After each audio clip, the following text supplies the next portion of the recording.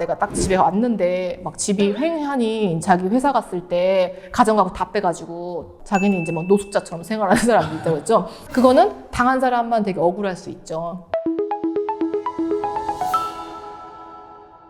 안녕하세요. 이혼 전문 박은주 변호사입니다. 오늘은요, 이혼 소송 중에 여러 가지 발생할 수 있는 재산 분할 관련해서 오해들이 있는데요. 궁금증도 있으시고, 그래서 이런 부분을 좀 확인을 해볼게요. 재산 심리가 될 때 재산 분할 대상 명세표라고 하는 명세표를 작성하는 법 우리가 여러 차례 배우지 않았습니까? 잘 안 보시나 봐.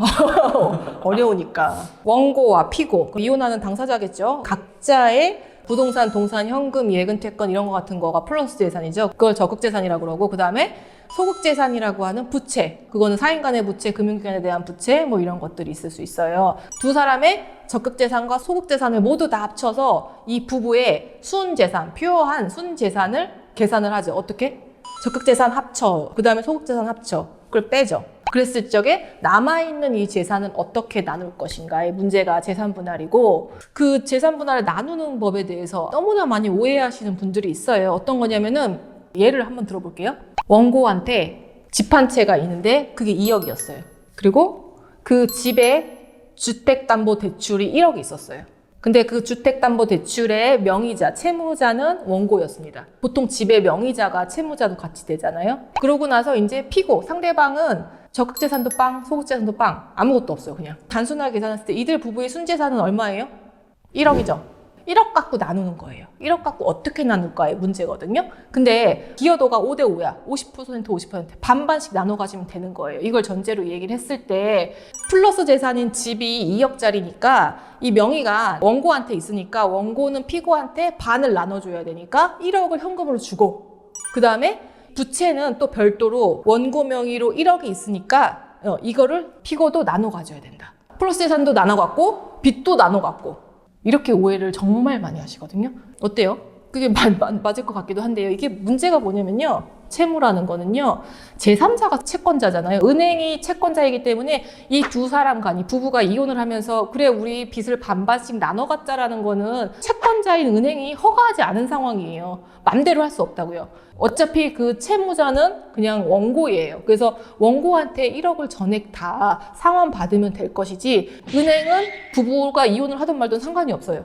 그래서 재산 분할의 원칙은 적극재산이든 소극재산, 플러스 재산이든 마이너스 재산, 부채든 간에 그 명의는 혼인 기간 중에 그 명의로 있는 거를 이혼 이후에도 여전히 그렇게 동일하게 놔두는 것, 안정성을 원칙으로 하는 거예요.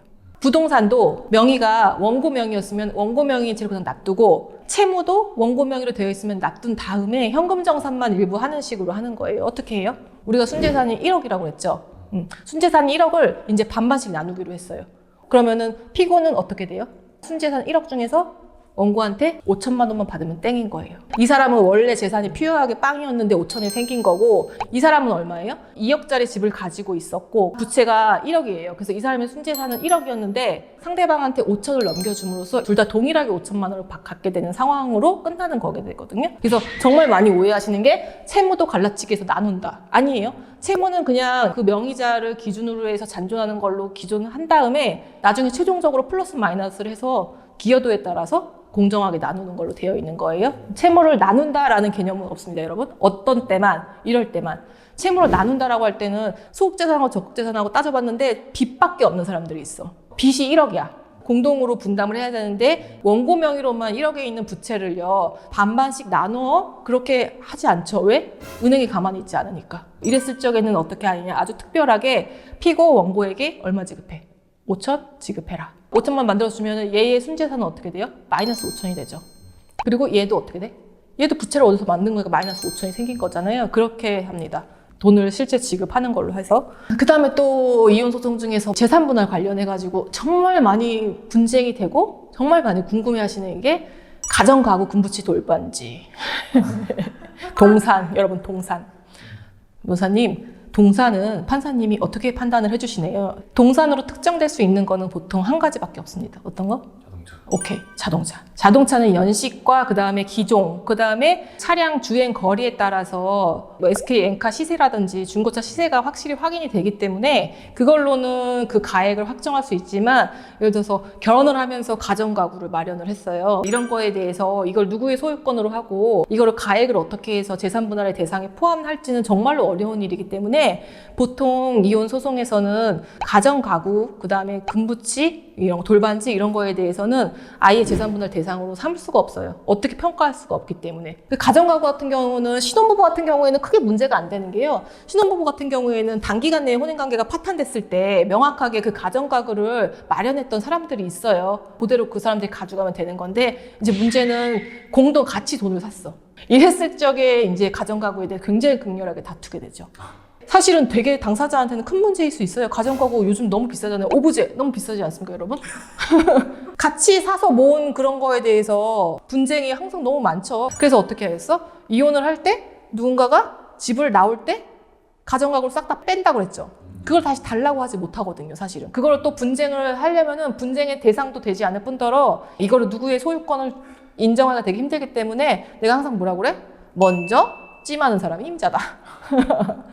갑자기 이제 이혼 소송을 준비하던 배우자가 내가 딱 집에 왔는데 막 집이 횡하니 자기 회사 갔을 때 가정가구 다 빼가지고 가고 자기는 이제 막 노숙자처럼 생활하는 사람도 있다고 했죠. 그거 변호사님 어떻게 해요? 절도로 할 수 있어요? 내가 없다고 했죠. 부부간의 절도 성립 안 되니까. 그리고 그거는 기본적으로는 공동소유라고 보기 때문에, 그러니까 그거는 당한 사람만 되게 억울할 수 있죠.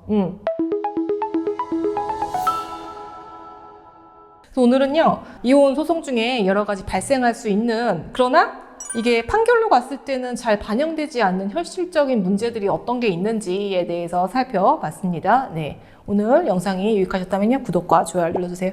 안녕.